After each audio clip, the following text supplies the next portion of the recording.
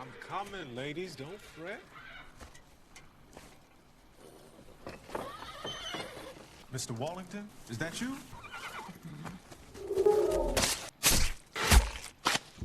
The film begins in 1980, a time when people feared robbers, not only because they stole valuables, but also because they often killed their victims. One such robber, Parmus, along with his partner, kills 3 people and loots all their belongings. After finishing their crime, they move on and arrive at a place surrounded by wooden enclosures, with human skulls hanging here and there. Before Parmus and his partner could comprehend what was happening, someone attacked his partner. The attacker even had a human bone attached to the top of an arrow. Parmus tries to save his friend, but he dies instantly. Faced with the danger, Parmus's son runs away and returns to the city. Parmus hides all his stolen loot. Unfortunately for him, the sheriff's assistant witnesses everything and reports it to the sheriff named Hunt. He tells Hunt that he suspects Parmus of being a robber because he saw him hiding stolen goods. Hunt and his assistant decide to catch Parmus. What's your name? My name is Buddy. Well, you're pretty angry for a guy named Buddy. I didn't commit no crime. Why are you talking about crime now? They head to the place where Parmus is hiding. Instead of arresting him immediately, Hunt starts questioning Parmus about his work. When he notices Parmus's nervous behavior, his suspicion turns into certainty. As Parmus attempts to escape, Hunt shoots him in the legs from behind, injuring him and stopping him from fleeing. Since this happens in public, everyone now knows that Parmus is a robber. At this point, we see a man named John. Seeing Parmus injured, he feels concerned and rushes to find a doctor in the city to help him. There is only one doctor in town, and we learn that her husband is seriously injured, with a badly damaged leg that she has been treating herself. Despite this, she takes permission from her husband and comes to the police station with John. When she arrives, she realizes the situation is far worse than she expected. Parmus's injuries are severe and will require almost the entire night to treat, and even then she cannot predict when he will fully recover. Does he have a name?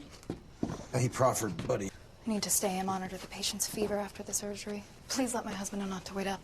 She begins treating him while the scene cuts to another character, Boy. Boy is on his way to his farmhouse for some work when he suddenly hears the sound of horses galloping at high speed. Curious, he goes to check and witnesses a terrifying scene. The people he sees do not look human at all. Before he can react or escape, they capture him and brutally attack him, injuring him in multiple places. These attackers are chasing someone named Bernice, and it is revealed that they are cannibals, people who eat human flesh. It's morning and the sheriff arrives at the house. Suddenly, a man rushes in, panicked, and tells him that he has seen a dead body in the fields. Its condition is horrific. The man explains that he went to the police station to report it, but when he arrived, the station was completely empty. No officers, no prisoners. The sheriff is shocked. Hestel decides to go to the fields first. There, he examines the body of Coy, the boy who has now been killed. Then he goes to the police station and confirms that everyone is indeed missing. While investigating the station, he finds an arrow, which he immediately recognizes as belonging to the cannibal tribe. The sheriff doesn't yet know the full truth, but he remembers there is one person who can provide answers: the professor. Before taking the arrow to the professor, he visits the doctor's house to deliver shocking news. The doctor has disappeared from the police station that night. Her husband Arthur is horrified. The sheriff reassures him, "Don't worry, I will find her." Determined to save his wife, Arthur decides to accompany the sheriff. Together, they seek out the professor. When they show him the arrow, the professor grows worried. He explains that the arrow belongs to the cannibal tribe, a group that captures, kills, and eats humans. Anyone who encounters them never returns alive.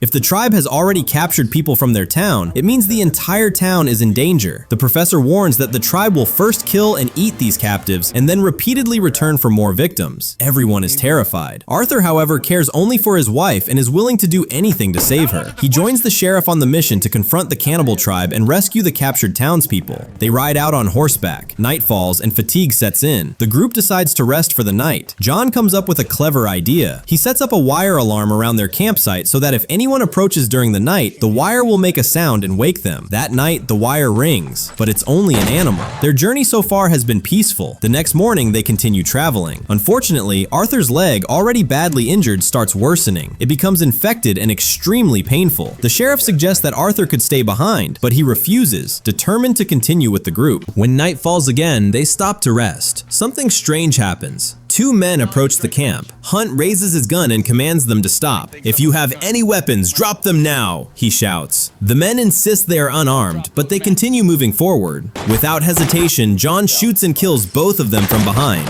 Hunt is furious, thinking they were innocent. John defends his action. "Since we're on this mission, we can't take any risks." Upon checking the bodies, they discover John was right. The men were armed robbers. If John hadn't acted, they could have been killed. The group can now rest for the night night without worry, though they sense that danger may still be lurking. Once again, the robbers attack the Lutherians, looting their belongings and even taking their horses. But John's horse, loyal and brave, refuses to leave with them. The robbers badly injure the horse in an attempt to force it. When John and the others, who had been knocked unconscious, regain consciousness, they are horrified by the scene. John is devastated. His horse was his only true companion in this harsh world. Unable to watch it suffer, John makes the painful decision to put the horse out of its misery with a single shot. Morning comes and the group must continue their journey. Without horses, walking is their only option. But the doctor's husband, Arthur, cannot walk far due to his worsening leg injury. The group urges him to stay behind and gives him painkillers.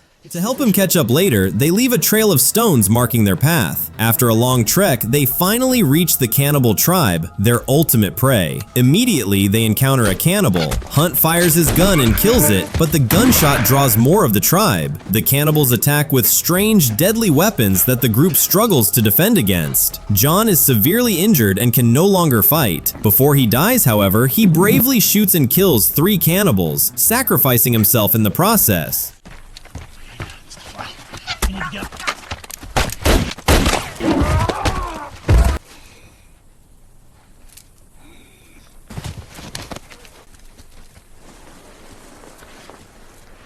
Meanwhile, Hunt and his partner attempt a clever infiltration of the cannibals' cave, but are captured and imprisoned. Inside, they find others already held captive, though only 2 remain alive. Hunt asks urgently, "Where is Parmas?" The doctor grimly explains that the cannibals killed and ate him. Panic and fear grip the sheriff and the remaining captives. Suddenly, a cannibal uses a strange whistle to summon everyone. One captive, a woman, is dragged out. The cannibals remove her clothes and brutally tear her apart, leaving the others horrified and frozen in terror. They have no idea how to respond to such brutality. Despite the fear, Hunt remains determined. He still believes Arthur, the doctor's husband, will come to rescue them. The doctor desperately asks, "Where is Arthur?" Hunt explains that he was supposed to come, but had to be left behind due to the worsening infection in his leg. Furious, the doctor shouts at them, "How could you abandon him in such a dangerous place?" Hunt calms her down, saying, "This is not the time to argue. This is the time to fight together." You're idiots. I'm sorry, man. We're sorry. We already killed 2. Bruder got 1. 3 then. Do you know how many there are? 12 males, 2 pregnant females who are blind cripples. The sheriff turns to the doctor and asks, "How many cannibals are still here?" The doctor replies that there are about 12 to 15 remaining. Since John had already killed 3 outside, roughly 12 remain in the cave. To escape, the group comes up with a clever plan. The sheriff produces wine and secretly uses it to manipulate the cannibals' minds. He starts a trick, making the cannibals fight among themselves over the wine, making them believe it is something extremely valuable. 3 of the cannibals drink the wine, and it is poisoned.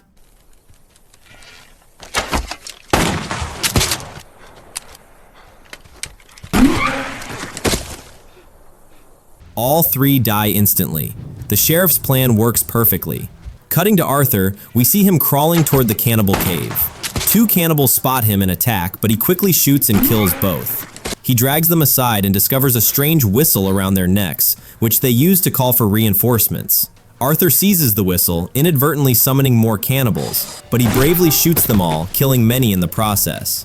Arthur's courage is relentless. Now, only the core cannibals, including the leader, remain.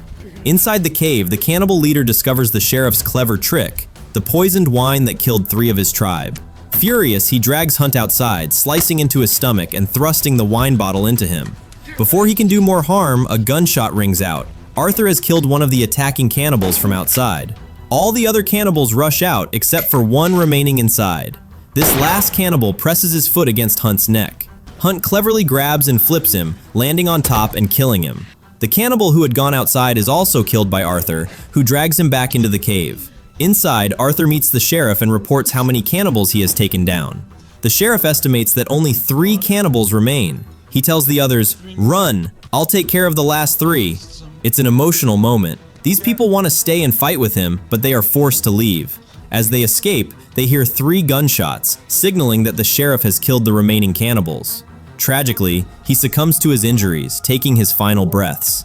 In the end, only 3 survivors remain. the brave ones who freed the town from the cannibal threat. And just like that, the movie comes to a close.